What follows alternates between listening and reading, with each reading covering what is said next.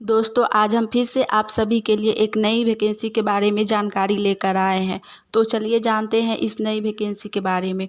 दोस्तों यह vacancy IBPS PO के लिए निकाला गया है।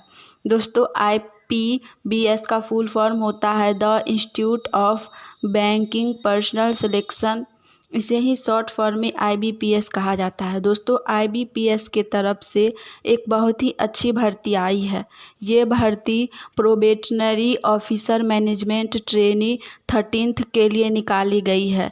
इन पदों के लिए आवेदन ऑनलाइन के माध्यम से लिए जाएंगे। इन पदों पर भर्ती को लेकर आवेदन शुरू कर दिए गए हैं। अगर आप इन पदों के लिए आवेदन करना चाहते हैं तो जल्द से जल्द इसके लिए आवेदन करें। इन पदों के लिए आवेदन कब से कब तक लिए जाएंगे, इन पदों के लिए आवेदन करने के लिए क्या योग्यता रखी गई है, हम इस वीडियो में आपको पूरी जानकारी देंगे। IBPS PO के लिए आवेदन किस प्रकार से कर सकते हैं, इसके बारे में हम आपको आगे जानकारी देंगे। इन पदों के लिए आवेदन करने से पहले एक बार आप ऑफिशियल नोटिस को ध्यान से ज़रूर पढ़िएगा, ताकि आपको आवेदन करते समय किसी भी प्रकार की मिस्टेक या त्रुटि ना हो। इन पदों के लिए आवेदन कैसे करना है, इसके बारे में हम आपको और अधिक जानकारी लास्ट में वीडियो में देंगे। तो बने रहिए वीडियो के साथ और देखते रहिए। दोस्तों अब हम आपको इस वैकेंसी से जुड़ी इम्पोर्टेंट डेट के बारे में जानकारी देंगे। इन पदों के लिए आवेदन दोस्तों 1 अगस्त से शुरू कर दिया गया है। इन पदों के लिए आवेदन कब से कब तक लिए जाएंगे, इसके तिथि के बारे में हम आपको पूरी जानकारी विस्तार में देंगे। अगर आप इन पदों के लिए आवेदन करना चाहते हैं तो तिथि से जुड़ी जानकारी को आप लोग ध्यानपूर्वक सुनिए। दोस्तों इस वैकेंसी का ऑनलाइन अप्लाइंग डेट है 1 अगस्त 2023। जी हाँ दोस्तों, 1 अगस्त 2023 से इस वैकेंसी के लिए ऑनलाइन किया जा रहा है और इसका लास्ट अप्लाई डेट है 21 अगस्त 2023। तो आप लोगों में से जो भी लोग यह फॉर्म अप्लाई करना चाहते हैं वो लोग 1 से लेकर 21 के बीच में कभी भी यह फॉर्म अप्लाई कर सकते हैं। दोस्तों यह फॉर्म ऑनलाइन के माध्यम से अप्लाई किया जाएगा। दोस्तों अब हम बात करेंगे इस वैकेंसी से जुड़ी एप्लीकेशन फ़ी के बारे में। इन पदों के लिए आवेदन करने के लिए आवेदकों को आवेदन शुल्क का भी भुगतान करना होगा। इन पदों के लिए आवेदन करने के लिए आवेदकों को उनकी जाति वर्ग के अनुसार आवेदन शुल्क भुगतान करना होगा।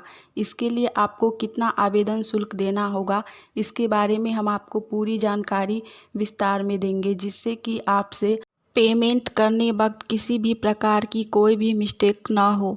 दोस्तों यदि आप जनरल या OBC कैटेगरी में आते हैं तो इसके लिए आपको 850 रुपया पेमेंट करना होगा। उसके बाद दोस्तों यदि आप SC ST या फिर PH कैटेगरी से आते हैं तो इसके लिए आपको 175 रुपया एप्लीकेशन फ़ी पेमेंट करना होगा। दोस्तों इसका पेमेंट भी ऑनलाइन के माध्यम से किया जाएगा। दोस्तों अब हम इस वैकेंसी से जुड़ी एज लिमिट के बारे में आपको जानकारी देंगे। दोस्तों इन पदों के लिए आवेदन करने के लिए एक उम्र सीमा तय की गई है। अगर आप इस निर्धारित उम्र सीमा में आते हैं तो ही आप इसके लिए आवेदन कर सकते हैं।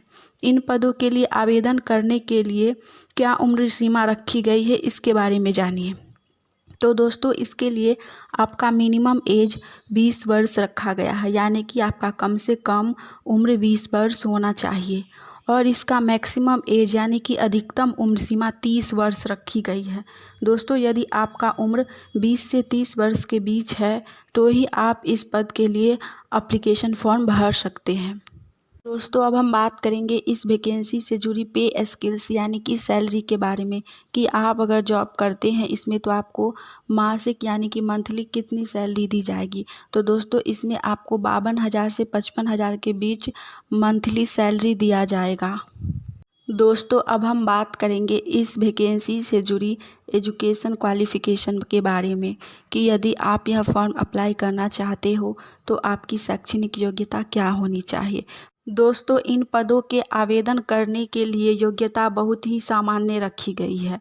इसके तहत अगर आप किसी भी मान्यता प्राप्त विश्वविद्यालय से स्नातक उत्तीर्ण हैं, यानी कि आप किसी भी कॉलेज से ग्रेजुएट पास हैं, तो आप इन पदों के लिए आवेदन कर सकते हैं। दोस्तों, अब हम बात करेंगे इस वैकेंसी से जुड़ी एग्ज़ाम के बारे में। तो दोस्तों, इसका एग्ज़ाम आपको ऑनलाइन के माध्यम से लिया जाएगा।